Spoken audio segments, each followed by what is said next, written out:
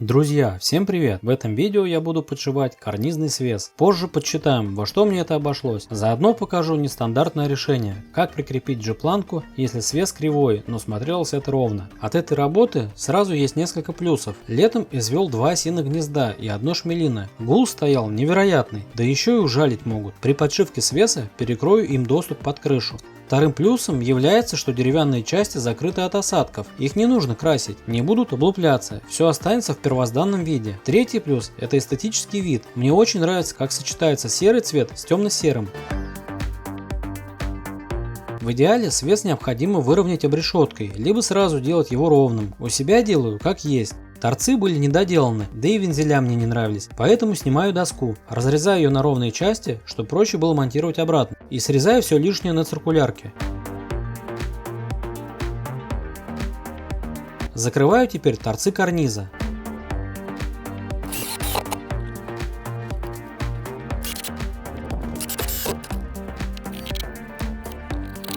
Демонтирую водосточный желоб и опоры с крыши. Сомнительное было решение их вообще делать, но учимся в процессе. Срезаем вензеля и монтируем доску обратно. Первый шаг – это прикручиваем финишный профиль под крышу. Вкручиваю саморезы не до конца, чтобы при нагреве у него было куда расширяться, а нагреваться он будет.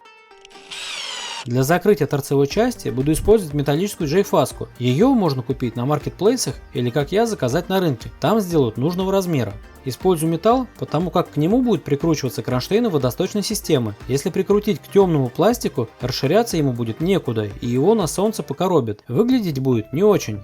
Креплю 19-м острым саморезом. Чтобы завести следующий металлический элемент, нужно вырезать у него замок. Делаю это нечасто, поэтому выходит немного корявенько. Но снизу этого не будет видно. Завожу эту часть под первую и прикручиваю. Угловой элемент сайдинга устанавливал с запасом и подрезаю по месту. Использую реноватор. Можно отрезать болгаркой, но будет много мелкой пыли. В начале видео говорил о нестандартном решении. Чтобы не выпрямлять весь свес по кругу дома и он был вровень с последней панелью сайдинга, придумал способ крепления его в торец, чтобы он мог линейно расширяться. Сделал сверлом продолговатое отверстие и крепил в обрешетку.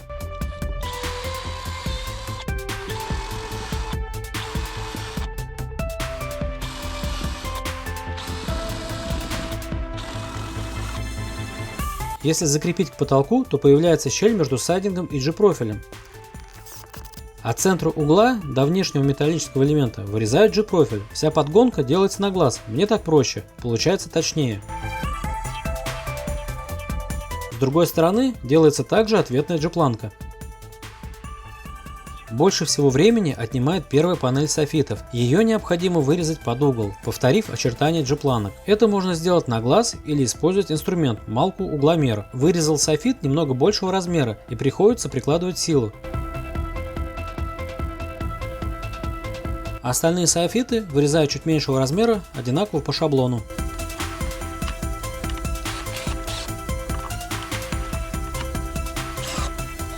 Тут необходимо следить, чтобы панели шли ровно и не было перекоса. Растягивать софиты нельзя.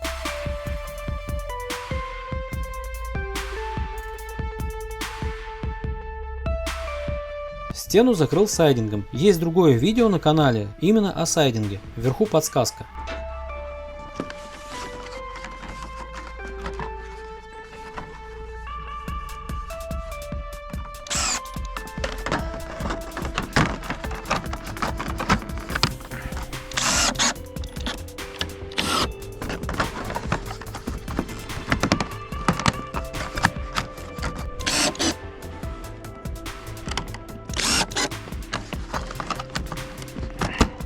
Свес защищен от воды и насекомых, да и красить не придется, что меня очень сильно радует. А теперь давайте посчитаем, во что мне обошелся один погонный метр подшитого карниза с шириной 25 см. В 1 метр вошел G-профиль, G-фаска из металла, софиты бруния и саморезы. Итого цена за погонный метр 620 рублей. Цену за штучный материал напишу в описании к ролику. До скорых встреч и всем пока!